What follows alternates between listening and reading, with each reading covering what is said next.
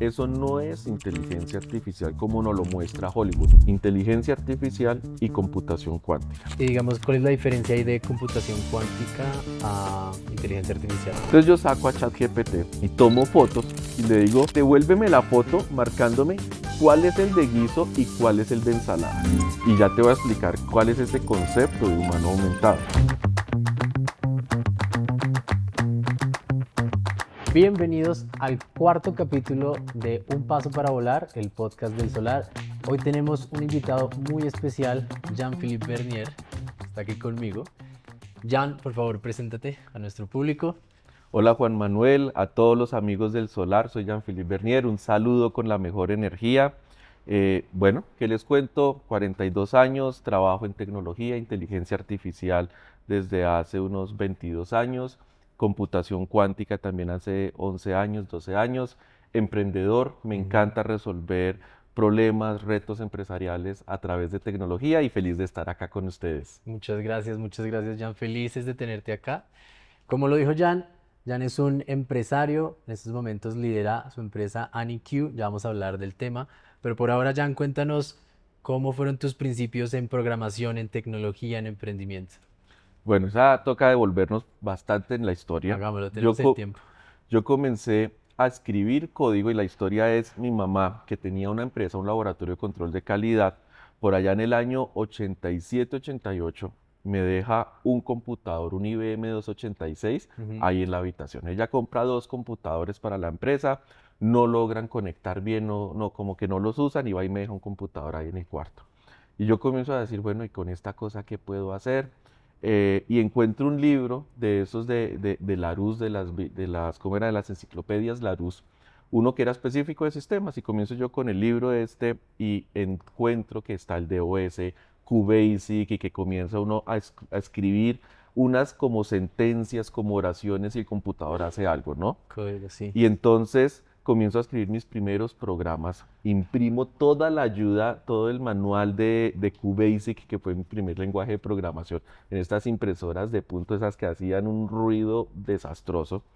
Y yo comienzo a programar, comienzo a ver y me sentía pues muy feliz porque decía, oiga, es que aquí uno puede crear, uno puede hacer cosas y el computador resuelve, y comenzaba a poner instrucciones y entonces fue como un enamoramiento, digo yo, a primera vista. Ok. El computador y yo, y comienzo a programar y a meterme, y entonces en el colegio los profesores, comienzo yo a preguntarles y me dicen, no, comienza a leer estos libros. Y me acuerdo yo que un profesor muy bueno coge y me dice, tenga este libro y comienza a leer, es programación, y era Turbo C.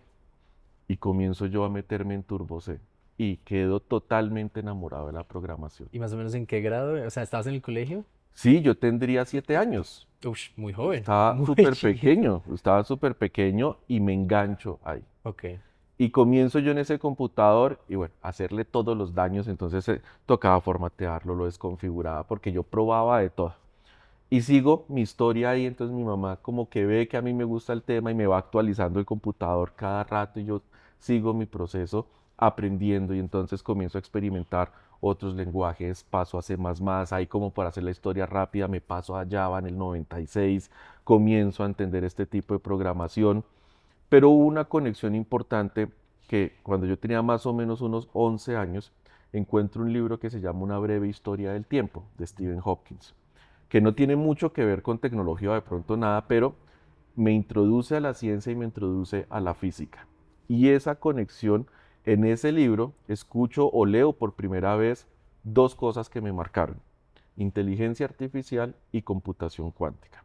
Hopkins, en ese libro, en el último capítulo, donde él presenta un panorama de lo que él creía que podría ser la evolución de la humanidad en los siguientes años, pues él dice, hay unas tecnologías que pueden venir, y una es inteligencia artificial y otra va a ser computación cuántica. Te estoy hablando por allá del año 91, 92. Claro. Y a mí me queda inteligencia artificial en ese momento en la cabeza, y yo digo, ¿cómo así que las máquinas podrían pensar? Que lo describe muy breve ahí. Esto es un libro de física, no es un Eso te iba libro a de preguntar, tecnología. cómo lo define ahí en el libro? Él lo define como esa posibilidad de que las máquinas pudieran pensar en algún momento.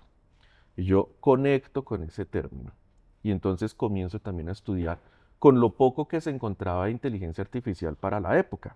Pero comienzo yo a meterme en todo eso. Claro, mi mamá me apoya con el computador, en el colegio me apoyan también con los profesores. Me acuerdo un profesor, Jesús Casas, él comienza a explicarme, a enseñarme programación en los momentos de descanso, se sienta a explicarme, me comparte libros, programas y comienzo yo a aprender y comienzo a leerme casi que 1 o 2 libros al mes de programación. Estando yo pequeño, estoy hablándote de un Jan de 13, 14 años, estudiando en el colegio y me aficiono a esto. Comienzo con Java por allá en el 96, recién está saliendo Java y entonces un nuevo mundo, un nuevo panorama. Después entro a la universidad en el 2000 y cuando yo entro a la universidad ya manejaba como 14 lenguajes diferentes de programación. Yo había pasado por todos, pero cada vez enfocándome más en inteligencia artificial. Yo decía, esto tiene que en algún momento funcionar y me apasionaba ese concepto con una forma de programar la inteligencia artificial muy diferente a la que hay hoy. Ujú. No existía Python, no, estaba comenzando a surgir hasta ahora en ese momento y programábamos en ese entonces inteligencia artificial en C++, con apuntadores, con las limitantes de procesamiento que había, no habían los computadores ni las Entiendo. GPUs ni nada de lo que hay hoy en día. Es más o menos 95, 90 Te estoy y... hablando año 2000, por Ah, ya ahí, 2000, ok. ya 2000. Y pues sigo yo mi proceso, mi carrera, termino la universidad y después creo mi primera empresa enfocada en inteligencia artificial. Te hablo 2004, comienzo en Colombia a crear una empresa enfocada en inteligencia artificial. ¿Y cómo se llama? ¿O se llamaba? Esa empresa se llamaba iOwners, en la que aprendí muchísimas cosas sin saber ser empresario, emprendedor ni nada de esto, pero me lanzo ahí con toda esta pasión. En unas cosas nos va bien, en otras no, y sigo desarrollando, aprendiendo. Después estudio física, estudio matemáticas para seguir uno fortaleciendo todo esto. Y me quedo enganchado por el lado de tecnología. Pero en ese siguiente, digamos, escalón, comienzo a encontrar también que no solo se trataba de programar, se trataba de datos, se trataba de los modelos de negocio, se trataba de innovación.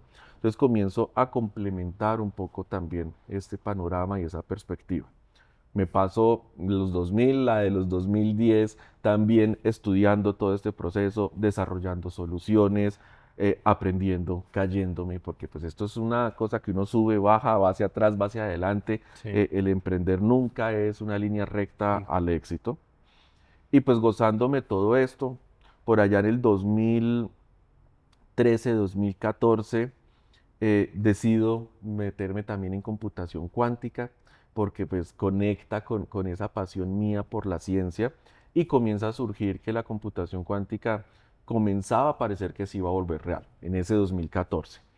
IBM lanza su máquina de 5 qubits y digo yo, bueno, montémonos aquí en esto y comenzamos a avanzar y nos metimos también a investigar, a aprender, a estudiar el tema, a conectar ahí y pues pintar un panorama de lo que pudieran ser las tecnologías también hacia adelante. Y digamos, ¿cuál es la diferencia ahí de computación cuántica a inteligencia artificial? Para aquellos que no, Uy, mira, son dos cosas aparte, diferentes. totalmente aparte. Primero es que habría que hablar de computación clásica y cuántica. Ok. Y hoy hay que agregar neuromórfica en la conversación. Entonces, ¿qué es computación clásica? Es todo lo que tenemos hoy en día, los dispositivos móviles, los computadores, las cámaras en las que nos están grabando, Ajá. los micrófonos que podemos tener. Todo esto es computación clásica. No solo hay que pensarlo en computadores. ¿Qué significa esto? Es donde los chips, que son estos microprocesadores que tenemos, los transistores, tienen uno o tienen cero. No pueden tener más estados al tiempo. Y lo que hemos logrado hoy, entonces vemos que uno va a comprar un computador y te dicen hay procesadores Intel Core i9 o los Ryzen 9 o cosas por el estilo, con unas grandes capacidades, pero ellos tienen millones o billones de transistores, pero solo son uno o ceros. Entonces, ¿qué sucede en la computación clásica para hacerlo sencillo? Si tú tienes un bit, solo es 1 o 0. Ajá. Tú agregas 2 bits, entonces estos dos pueden ser 0, 0, 0, 1, 1, 1 o 1, 0, ¿cierto? Entonces ya tienes 4 posibles valores. Tú agregas otro bit y te salen con 3 bits, puedes tener posibles 8 valores y sigues creciendo en base 2, exponencialmente. Ok. Pero siempre solo obtienes una respuesta a la vez. Y hay algo importante a tener en cuenta es que la computación clásica es determinística, es decir, tú obtienes hoy en día un resultado que es seguro. En cambio, cuando nos movemos a la computación cuántica, Primero, asume el nombre de computación cuántica porque está basado en principios de la física cuántica. Dos específicos, superposición y quantum entanglement o el enredo cuántico, la conexión entre dos electrones. Entonces, la superposición, ¿qué hace? Primero es que hacemos una traducción en la cuántica a los unos y ceros que tenemos hoy. Ajá. No es que los electrones, digan ellos allá cuando están en su estado de spin, que lo entendemos como un giro, pero imagínate eso que es como una danza universal de diferentes formas. No es que estos electrones allá digan, ah, estoy en cero, estoy en uno. Ellos, que no los rige la física clásica, entonces están en múltiples estados al mismo instante. Y esa es la superposición. Entonces, si tú te lo imaginaras en los bits que hablábamos ahorita, Sí. yo tengo de los dos bits, el 00, el 01, 10 y 11, los cuatro estados al mismo instante, las cuatro respuestas. ¿Qué cambia? Se vuelve un ejercicio probabilístico, es decir, toda la construcción de algoritmos, la construcción de soluciones, el pensamiento cambia. Imagínatelo de esta forma. Eh, si nosotros tuviéramos 5 puertas al frente y tengo un león atrás que me va a devorar, si en computación clásica yo abro una puerta para ver cuál es, abro otra puerta para ver si está la salida y voy abriendo Una por una. secuencialmente una por una. Cuántica abriría las 5 puertas al mismo instante. Ok. Entonces, ¿dónde cambia el pensamiento? Tú cuando vas en clásica abriendo puerta por puerta, a medida que abres una puerta, decides, ¿hay o no hay salida acá? Cuando es en cuántica, tú ya no te preocupas por abrir puertas. Tú pasas inmediatamente a la pregunta, ¿cómo identifico de todas las puertas abiertas cuál es la salida? Entonces fíjate que cambia la forma de buscar soluciones. Y Sí. entonces obtienes una probabilidad de que cuando abro las 5 puertas, digamos la puerta 4, sea la que es la potencial salida. Y cambia esa forma de diseñar. Y hoy, que comienza a entrar en esta ecuación gracias a todo lo que sucede con inteligencia artificial, que inteligencia artificial no es una forma de procesar, sino es una forma de crear soluciones, de crear algoritmos, de utilizar los datos, que nos está demandando mucho poder de cómputo. Entonces entra la computación neuromórfica, que está también en desarrollo como lo está cuántica, pero es una forma de procesar datos ya no basados en unos y ceros, sino es los procesadores simulan el modelo neuronal del cerebro y entonces aquí lo que vamos a poder tener es procesamiento basado en esas sinapsis que harían neuronas artificiales, pero a nivel de hardware, ya no a nivel de software como se está haciendo hoy la Ujú. simulación de redes neuronales. Eso es más o menos en los temas en los que trabajo hoy. Wow. Y para una persona que ya con este contexto de qué es inteligencia artificial, ¿qué le dirías que no sepa nada de inteligencia artificial? Porque esto lo estamos charlando ahorita, ¿no? Que me he encontrado con muchas personas que creen que la inteligencia artificial es literal este robot de esta película Yo Robot, que se va a convertir en eso y va a ser en algún punto un potencial peligro para el ser humano. ¿Qué le dirías a una persona que tiene más o menos esta concepción de inteligencia artificial luego de este contexto que me acabas de dar? Mira, aquí hay una respuesta amplia al tema y lo primero es, eso no es inteligencia artificial como nos lo muestra Hollywood, no solo Exacto. Yo Robot, ni esta ¿cómo es? Terminator de Ajá. Schwarzenegger o la que salió por ahí en el año como 2003, 2004 de inteligencia artificial que se llama así del niño David, que Ah, era un sí, sí, niño sí. que Se quería volvía amar casi... y eso. Ajá. Eh, o incluso las de más atrás, Odisea Espacial y cosas por el estilo. Yo creo que lo primero que tenemos que entender sobre inteligencia artificial es que es una tecnología que hoy está en su auge de evolución, pero no ha alcanzado su cúspide, que va a seguir evolucionando, pero que llegó para quedarse. Mm. ¿Cierto?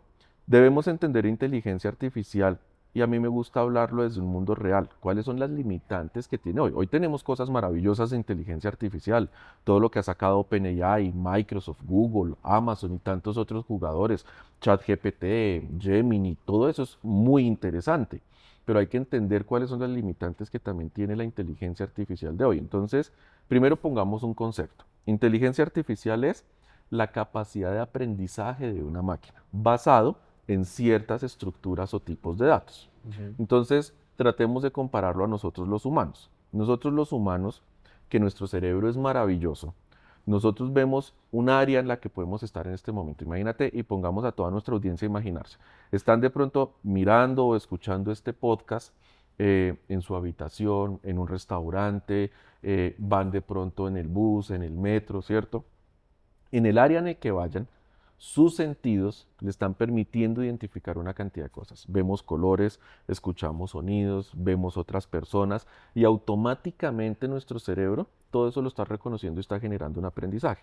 Tú no tienes que ir, digamos, vamos en el bus y tú no estás diciendo, eso se identificó persona, esto lo identifico como Sí. asiento, sino ya es Es automático. automático en Sí. el cerebro.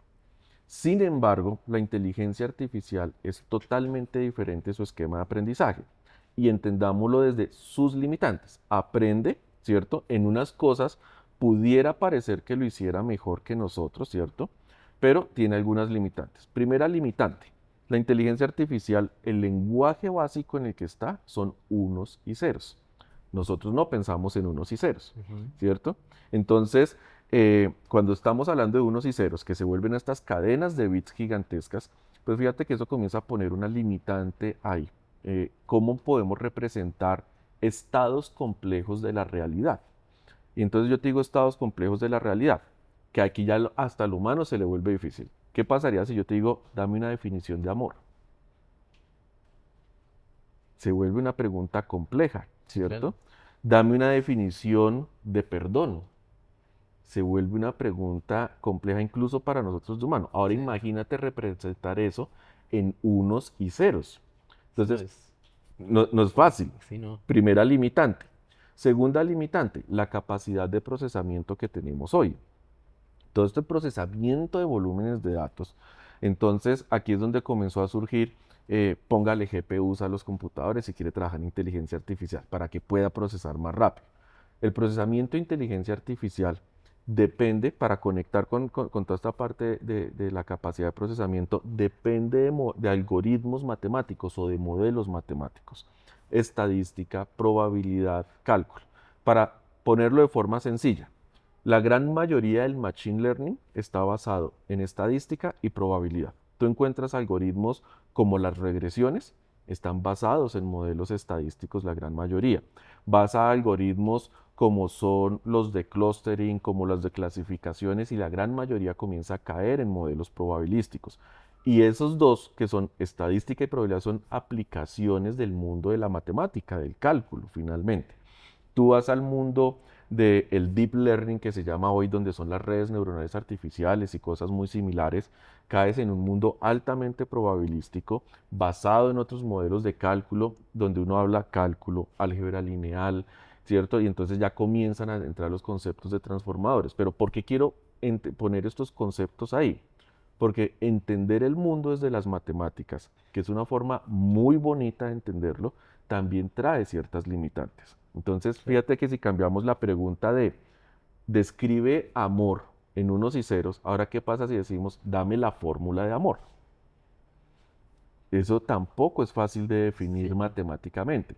Define el perdón con matemáticas. Algo tan, sí, tan abstracto en un concepto que no está definido, o sea, No no. está definido, o Sí, sea, sí. o está definido pero en otro lenguaje. A lo que Sí, quiero ok. que llevemos a la audiencia es, inteligencia artificial es maravilloso, pero hoy en su proceso de evolución es más simulaciones de ciertas cosas, Ujú. son respuestas basadas en volúmenes gigantescos de información que hemos creado también los humanos. Entonces, mira, unos y ceros, un mundo matemático por acá, con las limitantes en el medio de la capacidad de procesamiento que tenemos. Y ese procesamiento pues va en unos y ceros. Y otra cosa, entonces vienen los robots, ¿no? Inteligencia artificial, Sí. imagínate, es el algoritmo, el pensamiento. Ajá. El robot, que es otro tipo de ciencia, de la cual yo no conozco mucho, aquí entrarán las partes mecatrónica, entrará el desarrollo de hardware, de chips y una cantidad de cosas, pues estos robots tienen que tener una especie de cerebro que está soportado con la inteligencia artificial. Entonces hay una integración de varias tecnologías, de varias ciencias, de una cantidad de cosas. ¿Qué diría yo? Si la inteligencia artificial llegó para quedarse, primero pues debiéramos nosotros como humanos montarnos y ser humanos aumentados con la inteligencia artificial. Y ya te voy a explicar cuál es este concepto de humano aumentado. Esto significa montémonos y comencemos a usar estas tecnologías, ¿cierto? Porque van a seguir evolucionando. Y cuando la inteligencia artificial comience a utilizar computacionalmente, computación cuántica, computación neuromórfica u otros tipos de computación que van a llegar, porque ya estamos dándonos cuenta que podemos romper la barrera del uno y el cero. Por ejemplo, Rigetti en computación cuántica están explorando que tengamos cero, uno y 2. Y con solo el hecho de tener ese 2 adicional para representar datos, pues imagínate el universo de opciones que se abre. No más miremos el universo de tecnología que hemos creado con ceros y unos. Entonces imagínate con cero, uno y 2. Y si entonces podemos romper la barrera del cero y el 1 y llegar al 2, ¿por qué no al 3? ¿Por qué no al 4? O sea, a lo que vamos a poder llegar con otras tecnologías. Y cambia la programación y cambia la forma de resolver problemas y la forma de plantear preguntas. Ese sería un tipo de inteligencia artificial fuerte, que el otro día estaba en una charla que veía que por ahora usamos una inteligencia artificial general.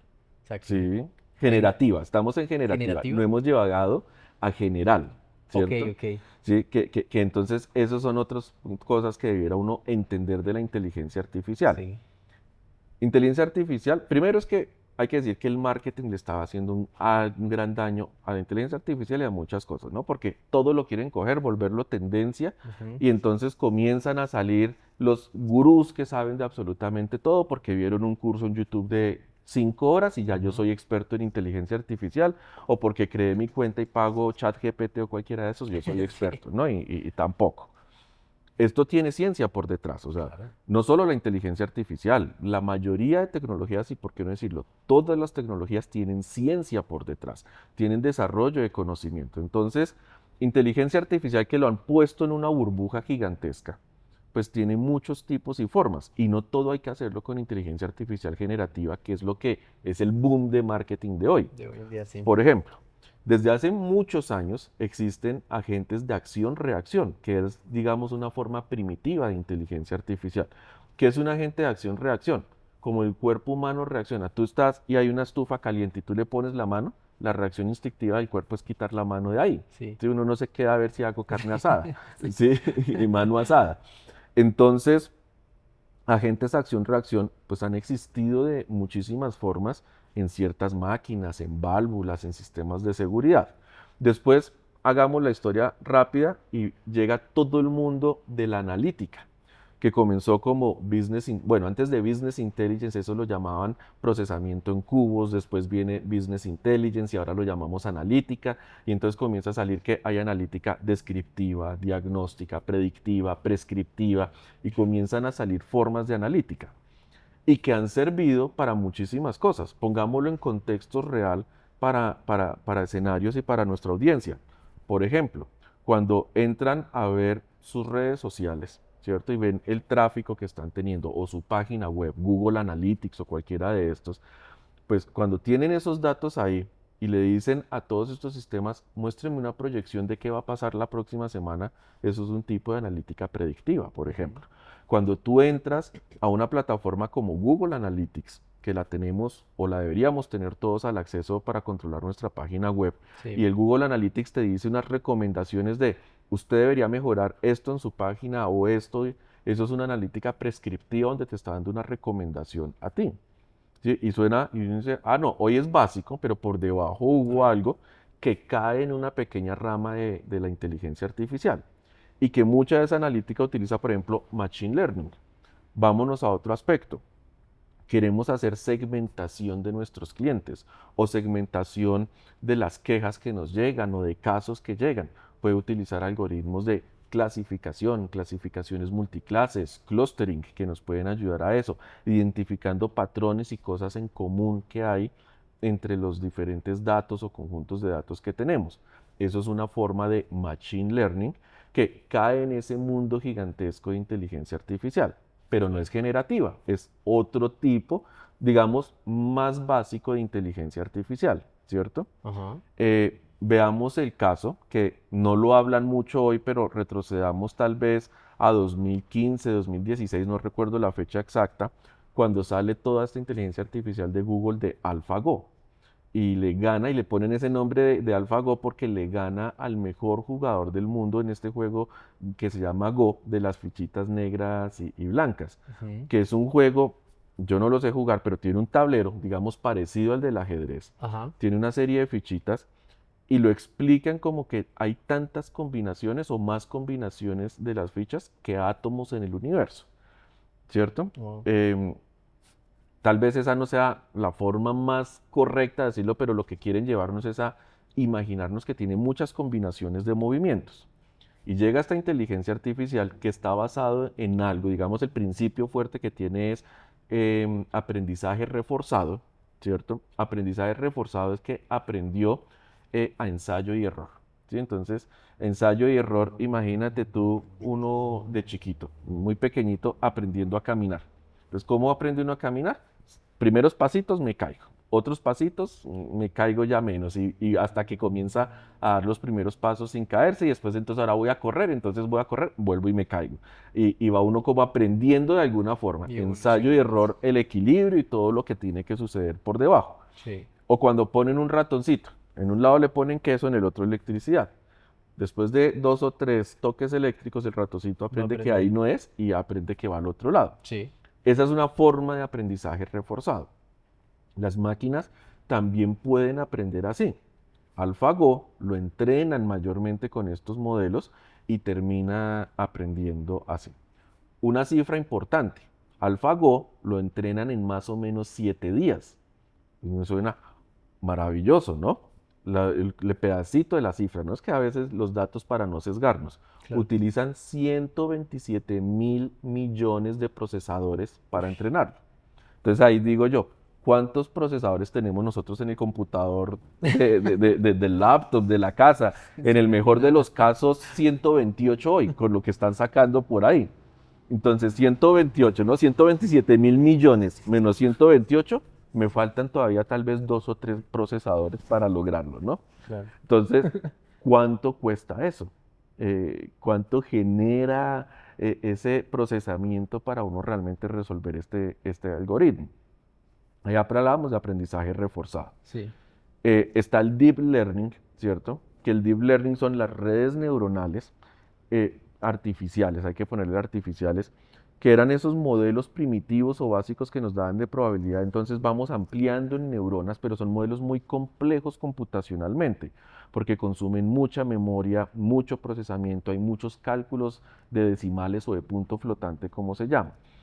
Y con un problema, que estas redes neuronales han tenido que ir cambiando y mutando a diferentes arquitecturas. Ujú. Entonces, veíamos redes neuronales, hablemos de los modelos más básicos, tal vez identificar una imagen, reconocer alguna cosa sencilla en una imagen, algo muy básico de lenguaje natural, como entender de pronto, llamémoslo, asociar una emoción o identificar si hay una acción específica en una frase, cosas por el estilo, o un algoritmo como Waze o una búsqueda en Google, por ejemplo, ¿sí? Basados en rutas cercanas a través de una red neuronal. Pero entonces hemos tenido que evolucionar a transformadores, que por debajo de los transformadores es álgebra lineal dura y fuerte, ¿cierto? Entonces otra vez los modelos matemáticos generan una evolución para que nosotros lleguemos a estos desarrollos. Y eso entonces nos comienza a traer esto tan maravilloso que hoy vemos que es la inteligencia artificial generativa. Claro, con muchas otras cosas por dentro. Esto no podemos decir que es que el algoritmo de inteligencia artificial Sí, no, generativa es una sola cosita. no, es una infinidad de cosas. Es una unión y como, imaginémonos, un flujo dinámico de muchos algoritmos. Ya. Entonces, imagínate algo como esto.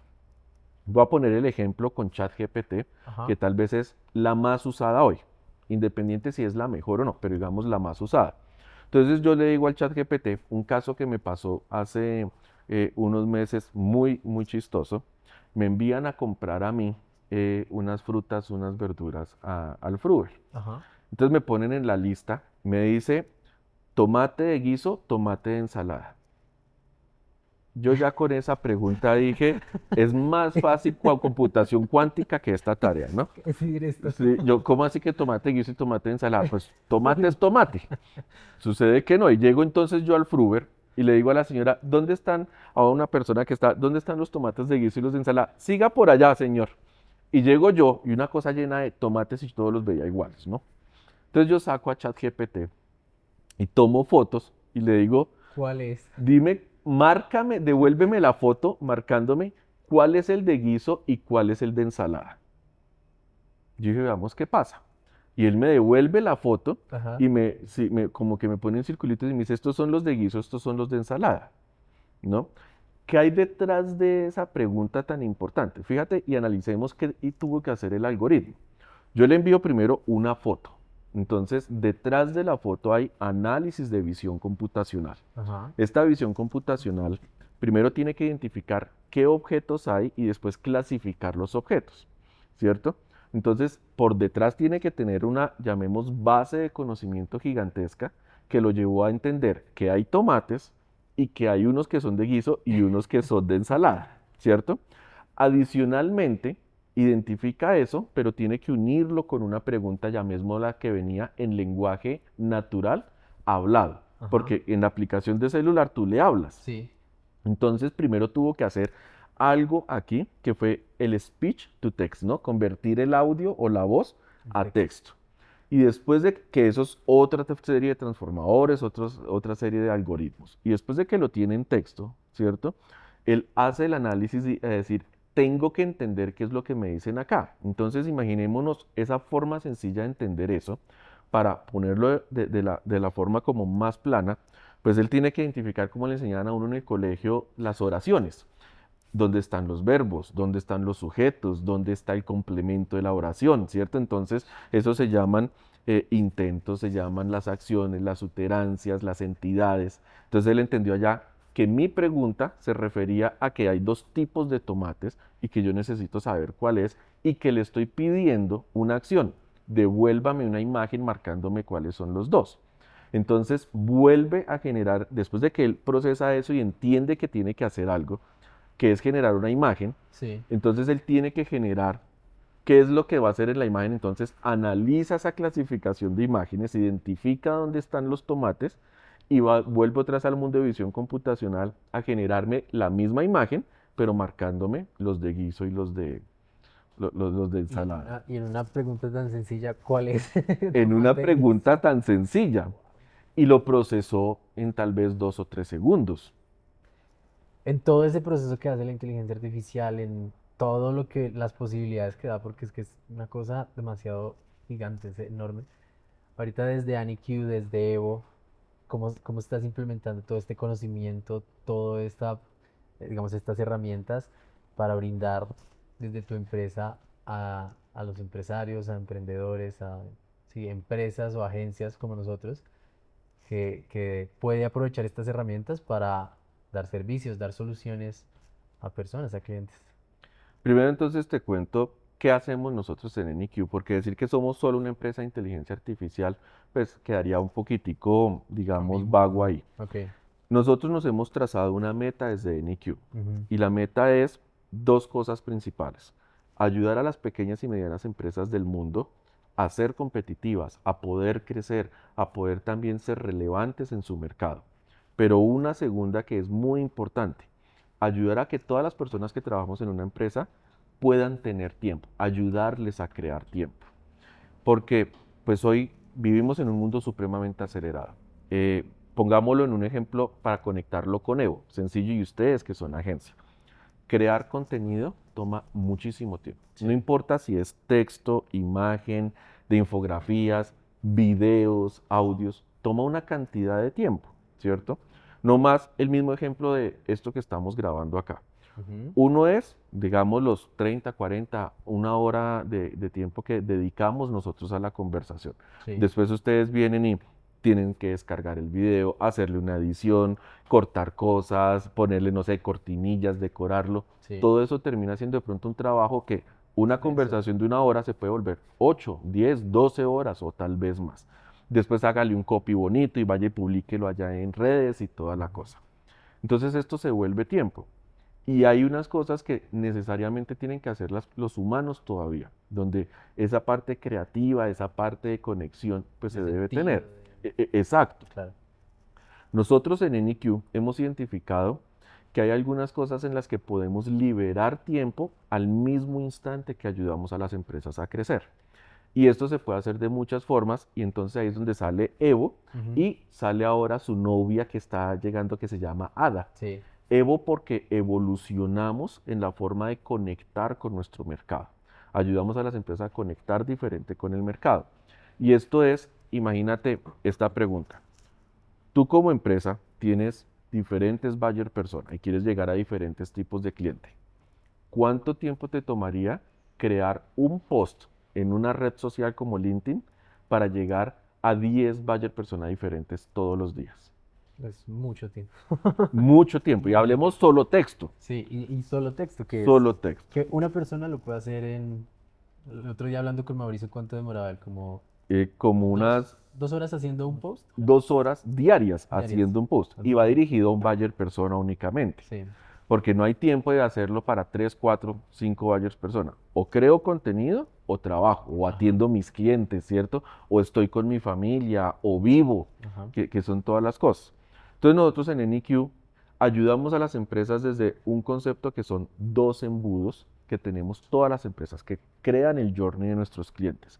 Y el concepto es, venga, seduzcamos a nuestros clientes. Y la base para seducir es, lo conozco mejor, personalizo y ahí es donde nuestra inteligencia artificial ayuda.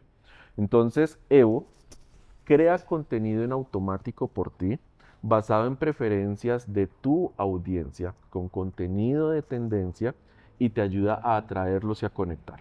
Cuando ya llegan, pues te ayuda a entender cosas que pueden ser dolores, frustraciones, deseos, necesidades, sueños, intenciones, y a través de eso, pues los va llevando hasta un punto donde ya tú puedes llegar y terminar la conversión.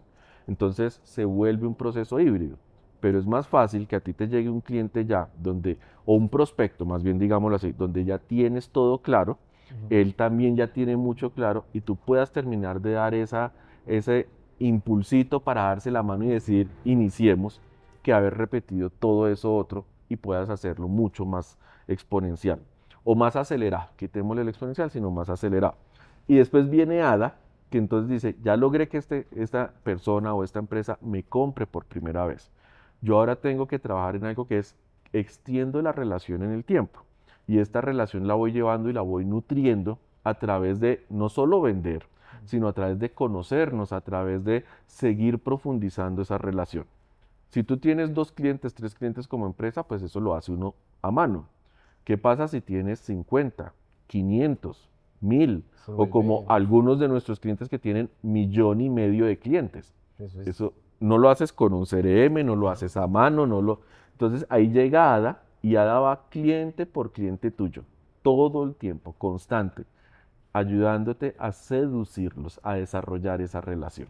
a tener como esa experiencia y que sea cada vez más enriquecedora para los clientes. Exactamente. Ya, a mí me dejó algo cuando estábamos charlando el otro día que me comentabas de cuántas publicaciones hay en un minuto, creo, en una hora. ¿Te acuerdas de este lapso que es, hay una cantidad infinita de publicaciones? El otro día con Juan Pablo estábamos viendo, son como 13.000 conexiones en LinkedIn por minuto. Sí, Cosas así bárbaras que uno muy desde su posición dice como no, yo trabajo en mi post, yo trabajo en mi contenido, pero ¿qué alcance voy a tener? O sea, es el alcance que realmente quiero, puedo pautar, puedo, pero ¿cuál va a ser ese alcance? Y esto que tú mencionabas de romper o llevar más lejos el algoritmo es algo que también me dejó por allá la cabeza. ¿Qué dirías de ese propósito de llevar el algoritmo más lejos? mira, yo creo que hoy con lo que está sucediendo, las empresas tenemos que aprender, las personas tenemos que aprender, no a llevar el algoritmo más lejos, sino a romper las reglas, a pensar Eso. disruptivamente. Cuando digo romper las reglas en el buen sentido, Sí, sí, ¿no? sí. Pero a pensar disruptivamente. Eh, Eso que tú mencionas de qué pasa en un minuto en Internet es una búsqueda que uno puede hacer en Google y Sí. hay unas infografías y entonces ve uno cómo ha ido evolucionando. Ellos tienen tal vez los últimos 10, 12 años, han hecho análisis de esto. Entonces uno ve cosas, por ejemplo, como que en un minuto ChatGPT hoy está teniendo casi 10,000 prompts de usuarios, lo cual es muchísimo para un minuto. Uno ve que búsquedas en Google son millones de búsquedas por minuto, son como casi 7, 8 millones de búsquedas por minuto en Google. Publicaciones en Instagram o en X o en Twitter, son millones por minuto. Entonces, si estamos en un ecosistema digital donde todo es abundante, ¿cierto? Publicaciones por minutos, reacciones por minutos, compartidos por minuto, todo por minuto es abundante. La pregunta que debiéramos hacernos, que tú marcas, ¿cómo mi publicación va a tener alcance? Entonces yo invitaría a pensar cuál es el alcance que yo quiero tener. Porque hasta hoy nos han enseñado que el alcance es, pues, consiga impresiones. Y algo que estamos nosotros, ahí es donde digo yo, rompiendo el algoritmo con Evo, es, no se trata de que consigas impresiones, se trata que esta publicación, si tiene una impresión, sea la de ese potencial cliente que quiso conectar contigo. Y es preferible, y ahí es donde yo hago la pregunta, ¿qué prefieres tú? Un post que tuvo 10.000 publicaciones, 10.000 impresiones y 0 leads atraídos, o un post con 50, 80, 100 impresiones y me trajo un prospecto. Claro. Ahí es donde comenzamos a decir, hay que pensar disruptivo, hay que romper el algoritmo.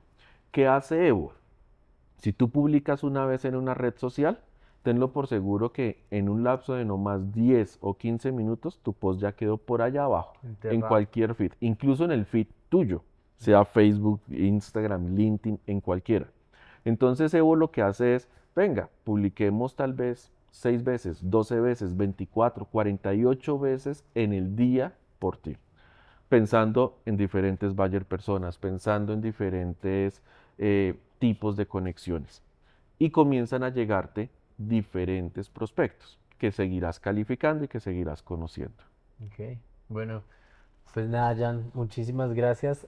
Hasta aquí nos da el tiempo. Yo creo que esto va a ser para otra sesión porque es mucho el tema que podemos abarcar acá. Gracias de nuevo por estar acá, por ser parte de este podcast, amigo de la casa, en serio. Gracias, Pues nada, gracias. ahí nos estaremos hablando. Esto da para un segundo capítulo sin duda, así que espérenlo. Gracias.